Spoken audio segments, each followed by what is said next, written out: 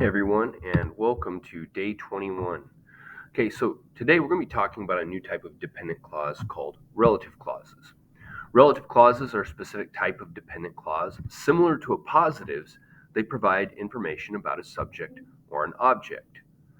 All relative clauses will begin with one of four words: who, whom, that, and which. These words are called relative pronouns, and they will always be a subject or an object within the relative clause. A relative clause is always removable, they're never necessary, and adding a relative clause makes the sentence type complex because we now have a dependent clause attached to the sentence.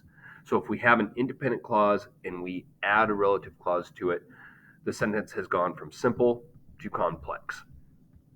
Okay, so examples of relative clauses. All right, so I've put the relative clauses in green. Now remember, a relative clause adds information to a subject or an object. So what you're going to see here is in all of these examples, the word that's underlined is the subject or object that the relative clause is adding information to. Okay, so the man who robbed the bank was arrested. Who robbed the bank is giving us information about the man. Now notice, if we get rid of the relative clause, we're left with the man was arrested. So this right here is the independent clause. All right, we have a complex sentence over here. Okay, this right here is a complex sentence, meaning we have an independent clause and a dependent clause. So this is the independent clause. The man was arrested. The relative clause is our dependent clause. And this is one thing that relative clauses can do. They can sort of interrupt. They could show up at the end as well, but they can sort of interrupt the independent clause. All right? So that's what this one is doing. Okay? It's interrupting the clause to give us extra information about the man.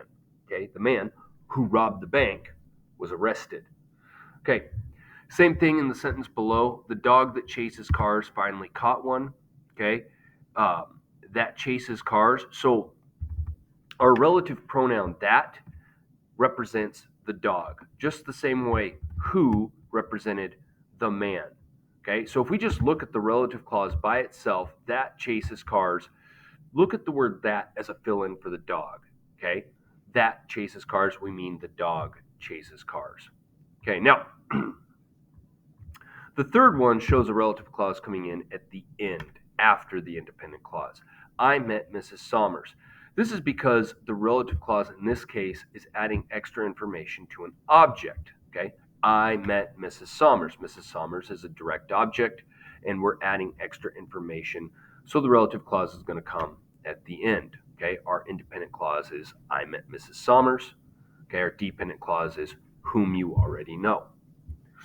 Our family vacations, which are always filled with activities, are very fun.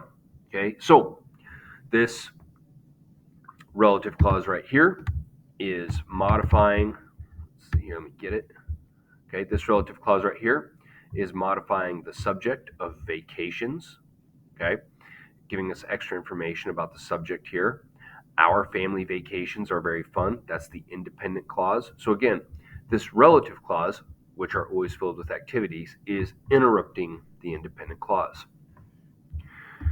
Now, because a relative clause is a type of dependent clause, it can never stand on its own. It must be attached to an independent clause, otherwise, it's a sentence fragment. The only exception to this is at times certain relative clauses make sense if we form them as a question. Okay? Now, not all of them make sense as questions, but some of them do. But here's the deal: we're not dealing with questions. Okay?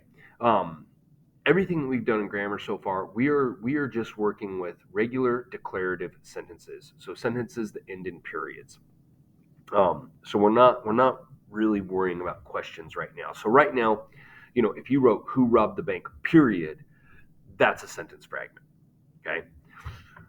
Now, last thing, the difference between who and whom.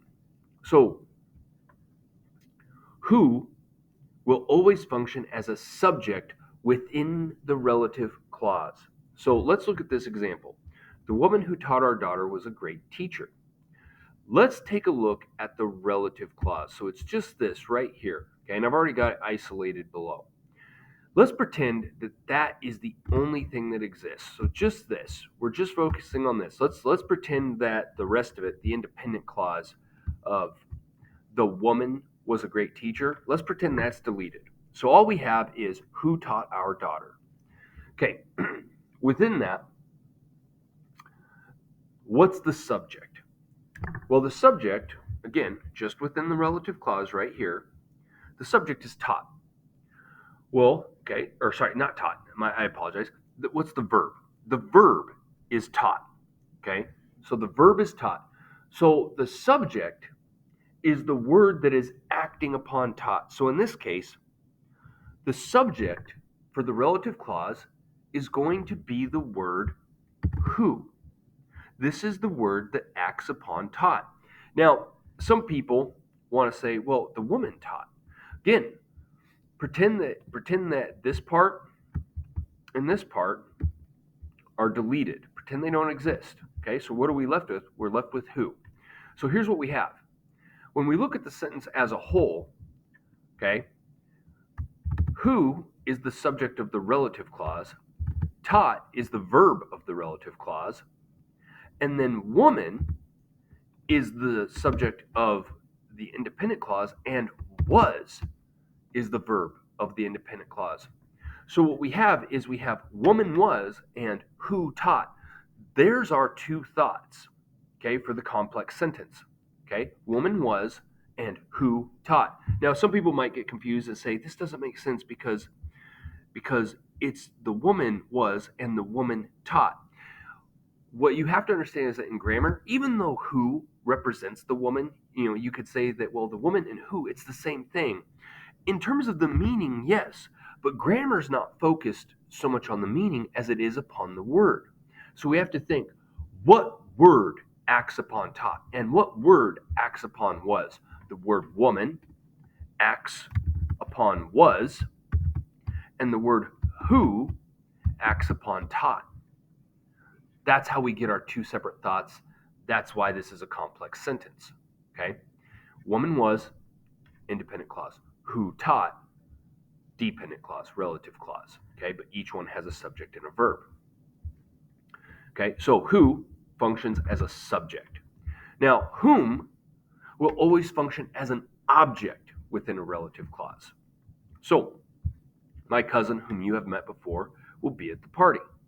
So again, let's just look at the relative clause, whom you have met before. So what's the verb? Well, the verb is have met. Come on. Have met, helping verb, action verb. Okay, so really the main verb is met. Okay, so who or what does the action of have met? Well, that is going to be you. So you is the subject within the relative clause. Okay, you have met. Now, you have met what? You have met whom? Okay, so I know that the order's a little funky. Usually a direct object comes after the verb, but whom kind of changes the order a little bit, but the principle is still the same. You have met, and what receives the action of having met? Whom. So whom functions as a direct object, and this is what whom will always do. Whom will always function as an object. Whenever we have whom in a relative clause, you're always going to have some other word that functions as the subject. Okay, that's it for relative clauses for day 21.